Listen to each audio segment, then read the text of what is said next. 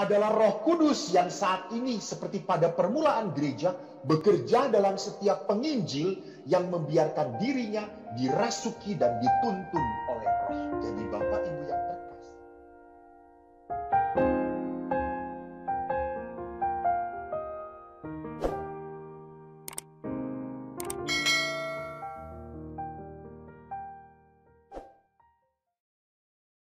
Pesan Paulus yang pertama kepada Timotius, bab 6 ayat 11 sampai 12. Kalau Anda lihat ayat 11 sampai 21 itu adalah pesan penutup. Dan pesan Paulus menarik. Dikatakan, tetapi engkau hai manusia Allah. Nah, bagus. Paulus itu memang selalu memperbedakan antara manusia duniawi dengan manusia roh. Manusia yang dipimpin oleh kedagingan dan manusia yang dipimpin oleh roh Allah. Maka kalau manusia Allah itu seperti apa? Hai manusia Allah, jauhilah semuanya itu. Mungkin Anda kalau tidak bisa melihat konteksnya, tidak mengerti apa semuanya itu. Oke, supaya Bapak Ibu tidak bingung melihat apa semuanya itu yang dimaksud dengan Paulus, saya perlihatkan Timotius sebelumnya. Timotius 6 ayat 9 sampai 10. Tetapi mereka yang ingin kaya terjatuh ke dalam pencobaan, ke dalam jerat, dan ke dalam berbagai-bagai nafsu yang hampa, yang mencelakakan, yang menenggelamkan manusia ke dalam keruntuhan dan kebinasaan. Karena akar segala kejahatan ialah cinta uang. Sebab oleh memburu uanglah beberapa orang telah menyimpang dari iman. Nah ini bagus nih. Menyimpang dari iman dan menyiksa dirinya dengan berbagai-bagai duka.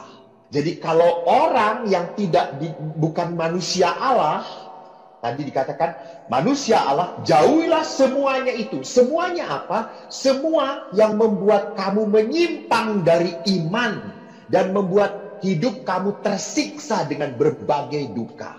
Paulus jelas. Jadi jauhilah hal-hal yang membuat kamu menyimpang dari iman kamu. Ini menarik Bapak Ibu.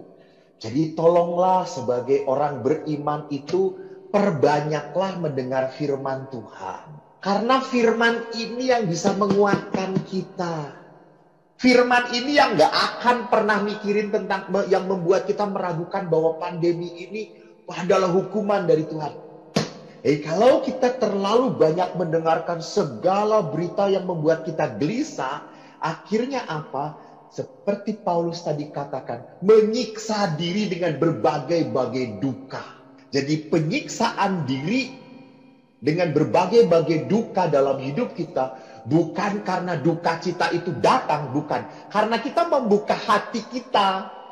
Jadi kita tidak memilih-milih. Semua dimasukkan ke dalam hidup kita. Ya ngawur, ya kacau hidup kita.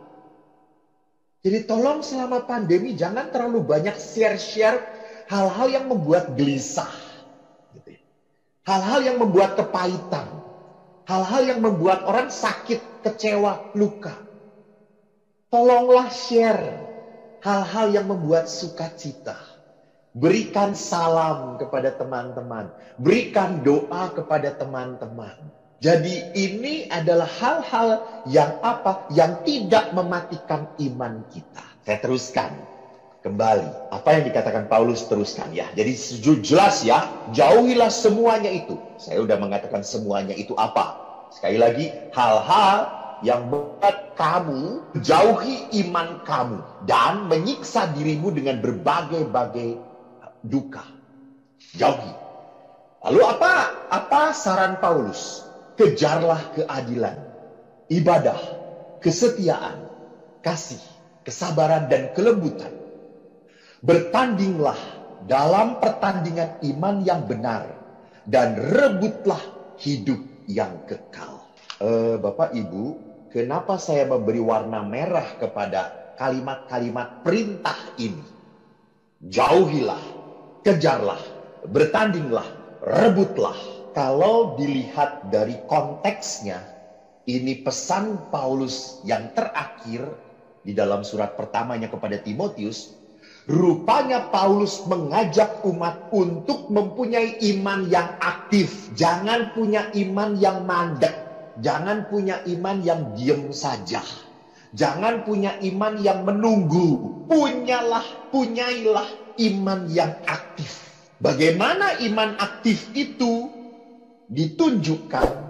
Paulus menekankan patuhi Tuhan. Berani melakukan tuntunan Tuhan. Maka lihat, patuhi Tuhan. Lihat, kejarlah keadilan, ibadah, kesetiaan, kesabaran, kelembutan. Ini kan semua adalah perintah Allah. Maka lihat, mematuhi Allah pun apa? Melakukan tuntutan Tuhan adalah apa? Bertandinglah dalam iman yang benar. Supaya apa? Supaya kau meraih hidup yang kekal. Jadi beberapa minggu yang lalu saya itu memberikan renungan di persekutuan doa tentang menjadi pemenang. Apa maksudnya menjadi pemenang? Kapan kita menang? Kita menang kalau kita sungguh bisa mempertanggungjawabkan hidup iman kita.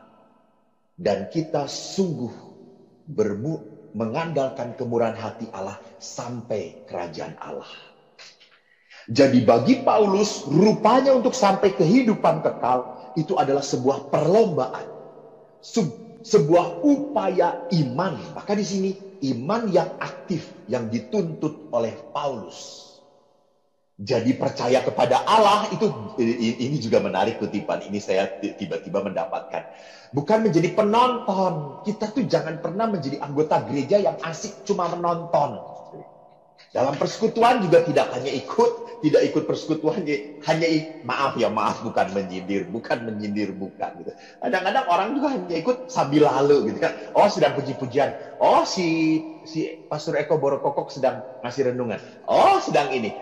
Jadi Anda tidak akan mendapatkan apa-apa. Anda tidak mempunyai iman yang aktif, hanya iman yang sambil lalu, iman yang puas dengan nonton saja. Jangan pernah lupa, Holy Spirit is God's power right inside. Jadi Roh Kudus itu adalah kekuatan Allah yang ada dalam hati kita. Maka kalau kita mau mempunyai hidup iman yang aktif, apa yang harus kita lakukan?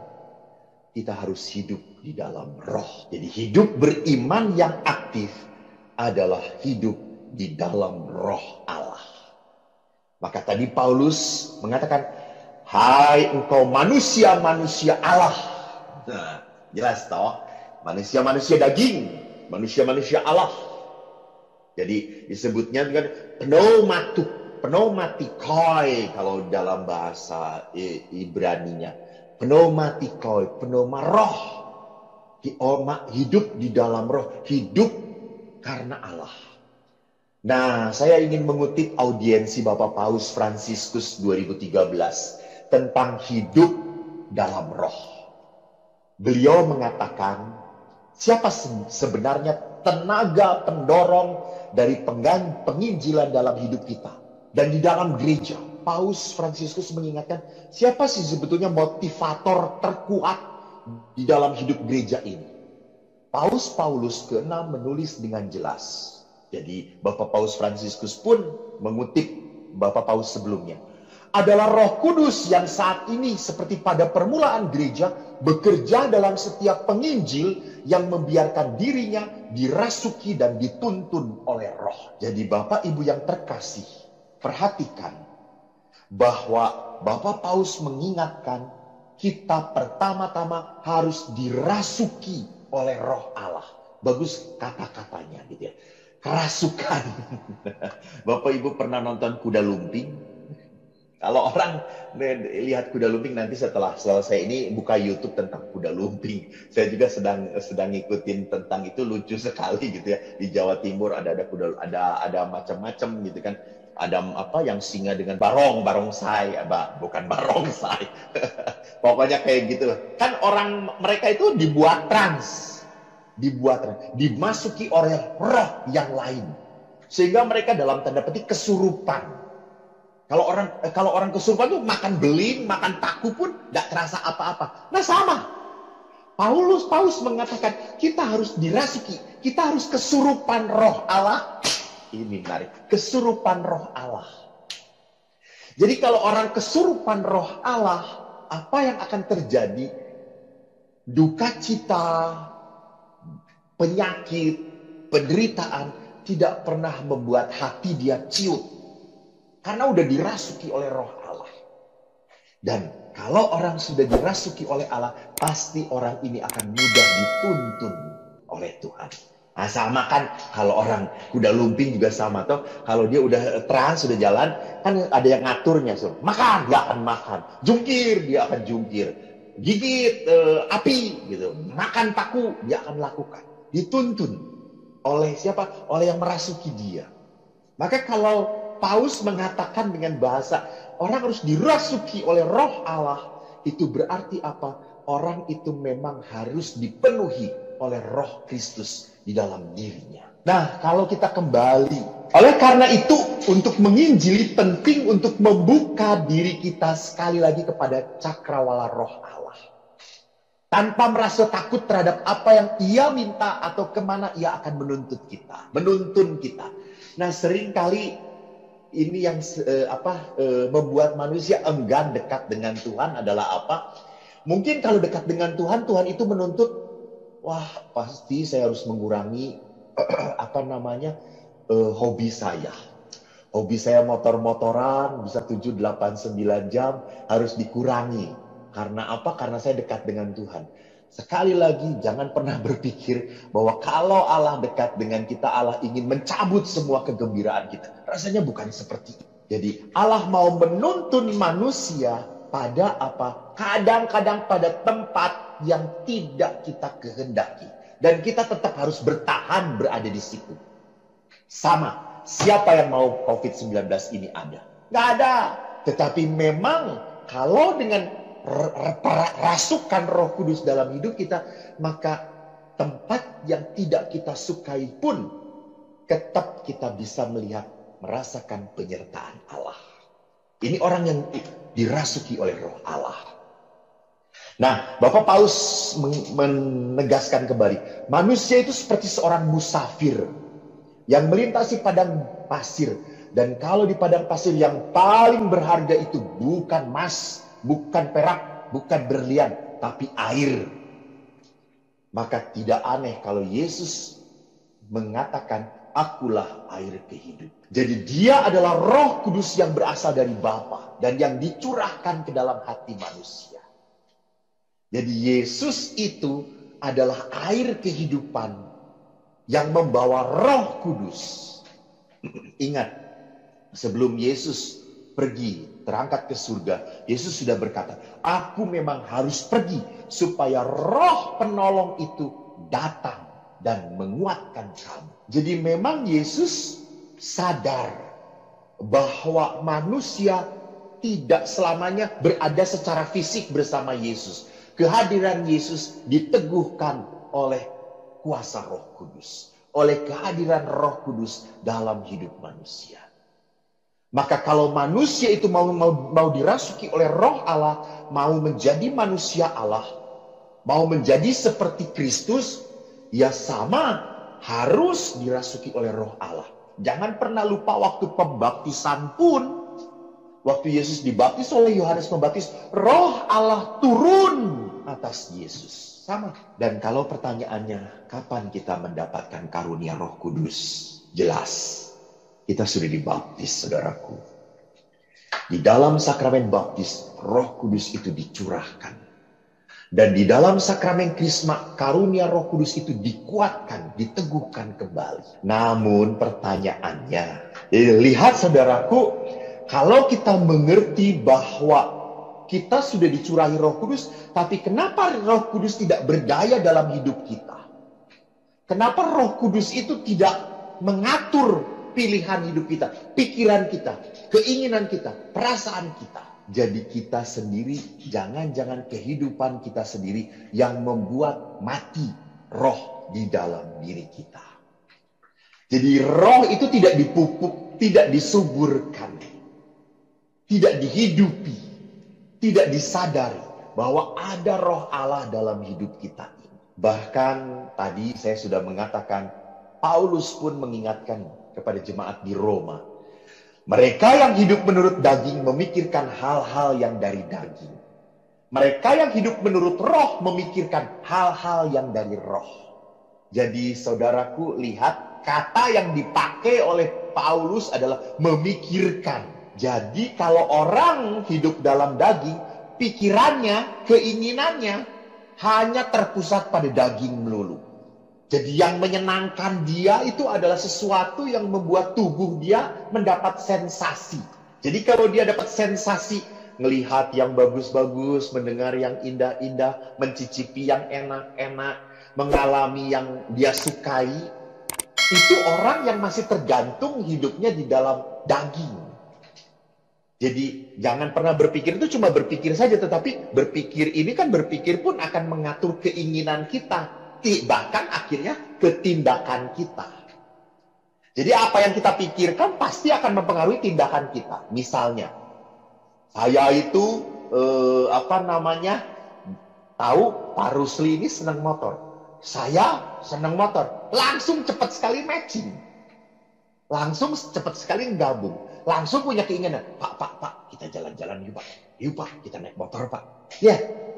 Jadi pikiran ini memicu keinginan kita. Dan akhirnya tindakan. Betul. Jadi kalau Paulus berkata, orang yang hidup di dalam daging, maka apa yang terjadi? Dia hanya memikirkan sensasi-sensasi kedagingan. Sedangkan orang yang hidup di dalam, yang dirasuki, bahasa Paulus Fransiskus, yang dirasuki oleh roh Allah, memikirkan hal-hal yang dari roh. Dan akhirnya Paulus memperlihatkan, apa sih hal-hal yang dari roh? Keinginan daging adalah maut. Keinginan roh adalah hidup dan damai sejahtera. Menarik Bapak Ibu. Kata pertama yang dikatakan oleh Paulus adalah keinginan roh adalah hidup. Jadi betapa berharganya hidup itu bagi Paulus. Semua apa yang kita punya tak akan pernah berharga kalau kita mati. Semua apa yang kita miliki baru kita bisa syukuri kalau kita hidup. Baru bisa kita nikmati kalau kita hidup. Maka keinginan roh adalah apa? Hidup. Hidup yang seperti apa? Kualitasnya kayak gimana? Dan maka digabungkan hidup dan damai sejahtera.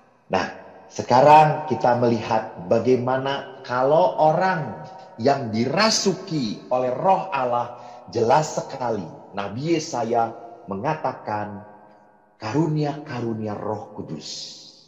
Jadi orang yang dirasuki oleh roh Allah pasti mendapatkan karunia, membuahkan karunia. Roh Tuhan akan ada padanya. Roh hikmat dan pengertian, roh nasihat dan keperkasaan, roh pengenalan akan Tuhan, dan takut akan Allah. Ya, kesenangannya ialah takut akan Tuhan. Nah, saudara-saudaraku, saya tidak akan membahas 7 karunia Roh Kudus ini yang seringkali didoakan dalam novena Roh Kudus, mohon 7 karunia Roh Kudus. Saya akan menjelaskan 3 karunia saja supaya tidak terlalu panjang lebar. Nanti kalau panjang lebar Anda capek, saya juga capek. Pertama, karunia rasa takut akan Allah. Jadi apa yang dimaksudkan oleh Yesaya tentang takut akan Allah? Jadi takut itu jangan berpikir bahwa saya takut karena nanti Tuhan menghukum saya kalau saya berbuat salah. Ingat, Allah itu bukan Allah yang tidak punya pekerjaan selain apa? Selain mencari-cari dan menghitung-hitung kesalahan manusia. Bukan. Allah bukan pekerjaannya, hati-hati gunakan tanganmu, hati-hati gunakan tanganmu. Allah Bapa di surga melihat yang di bawah, hati-hati gunakan tanganmu. Jadi pekerjaan Tuhan itu mencontreng berapa kali kita sudah salah. Woi, si Eko tidur waktu misa kudus 1 kali. Eko lupa bulan rosario tidak rosario malam ini 2 kali. Bukan. Jadi takut akan Allah bukan kita punya pikiran seperti ketakutan anak kecil kalau tidak buat PR kepada gurunya. Ketakutan itu digambarkan oleh Yohanes menarik. Di dalam kasih tidak ada ketakutan. Kasih yang sempurna melenyapkan ketakutan.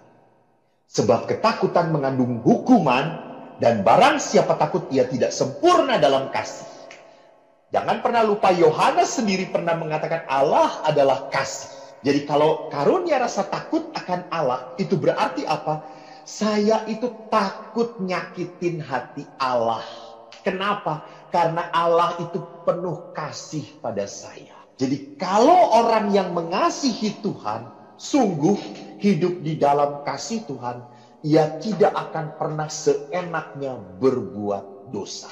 Kalau orang hidup di dalam kerahiman Allah, dia tidak akan seenaknya menyakiti orang lain. Karena dia tahu perbuatan itu akan menyedihkan hati Tuhan.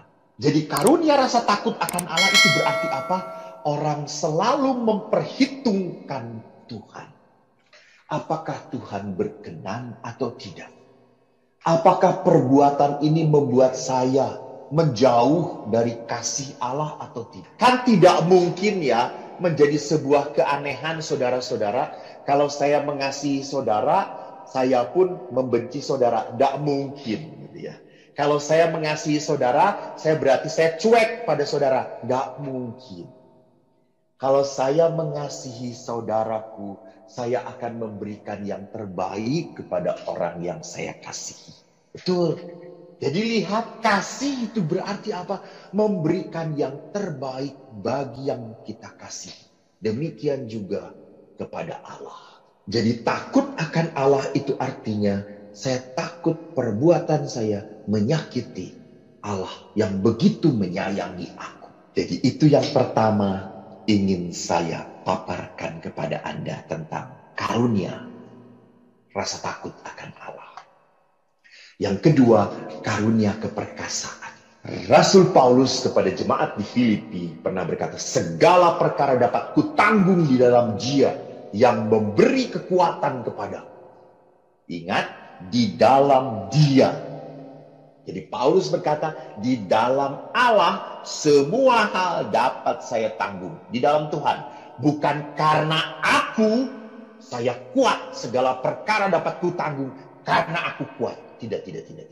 Paulus berkata, di dalam Allah segala perkara dapat kutanggung. Bahkan kepada jemaat di Roma, Paulus berkata, jika Allah di pihak kita, siapa yang akan melawan kita? Jadi rupanya Paulus memperlihatkan orang yang dipenuhi dengan karunia keperkasaan bukannya tidak pernah merasa takut. Maka Paulus berkata, bukan karena saya kuat, bukan. Karena ada Allah di dalam aku. Jadi karunia keperkasaan dimengerti sebagai apa? Mereka dapat mengatasi ketakutan karena mereka percaya pada Allah yang dapat melakukan segala-galanya. Jadi lihat, kita makin mengerti dengan konsep dari Paulus ini. Jadi kita mendapatkan keperkasaan.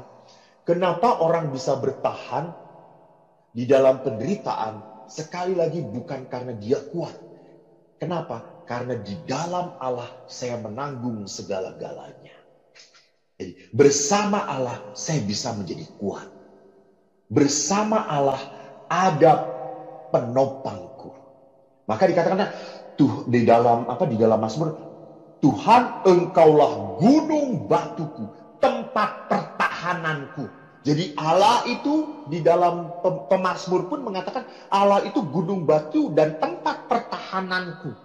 Jadi apapun yang melanda aku tidak akan pernah menggoyahkan aku. Kenapa? Karena engkaulah kekuatan bagi. Dan saudara-saudariku yang terkasih, bersyukurlah. Bersyukurlah kepada Tuhan. Bahwa kita menjadi seorang Katolik. Kenapa harus bersyukur, Romo? Karena di dalam gereja Katolik, karunia keperkasaan itu disuntikkan kepada kita. Diinjek, artinya diinjek itu diinfuskan lewat apa? Lewat sakramen di dalam gereja. Jadi kuasa sakramental itu membuat manusia menjadi perkasa. Sakramen penguatan memberikan kekuatan kepada kita supaya kita menjadi tentara Kristus. Supaya iman kita menjadi dewasa. Kita siap fight. Tentara kan memang dilatih untuk fight ya. Nggak ada tentara yang dilatih untuk dagang. Nggak ada toh. Nggak ada tentara yang dilatih untuk bisnis. Tentara itu memang dilatih untuk perang. Dan kalau menjadi tentara Kristus berarti kita apa? Dengan sakramen penguatan kita berani melawan roh-roh godaan-godaan jahat dalam hidup kita. Kita berani menentang itu. Kedua, sakramen Ekaristi. Ekaristi adalah makanan spiritual yang menguatkan perjuangan rohani kita. Jadi Paulus pun berkata bahwa hidup kita ini dalam perjuangan, tarik-menarik antara kedagingan dan roh kita. Dan kita akan selalu jatuh dalam kedagingan, jatuh dalam keinginan yang nikmat, nyaman, enak, kalau kita tidak pernah diberi santapan spiritual oleh Allah. Maka saudaraku, saya tak henti-hentinya mengingatkan Anda, sekarang gereja sudah terbuka untuk Ekaristi. Jangan hanya terlalu senang misa online. Sekali lagi, kalau Anda memang secara protokoler boleh misa, buatlah kerinduan Anda sungguh untuk datang dalam misa offline di dalam gereja. Allah ingin memberikan makanan spiritual untuk Anda. Ini sakramen di dalam gereja yang disediakan oleh gereja. Sakramen tobat. Sakramen tobat memberikan kekuatan kita untuk melawan godaan. Seringnya kalau orang itu ditanya, ayo kamu pengakuan dosa. Pastor, saya itu kalau mau pengakuan dosa saya suka bingung. Dosa saya itu apa ya? Kata saya itu, ya Tuhanku Yesus, lu itu orang kudus atau orang yang terlalu banyak dosa sehingga lupa dosanya apa-apa lagi gitu ya. Jadi kita seringkali mau ngomong dosa apa lagi, dah itu mah sudah dari dulu juga sama. Betul saudaraku, betul. Dosa kita akan selalu terulang.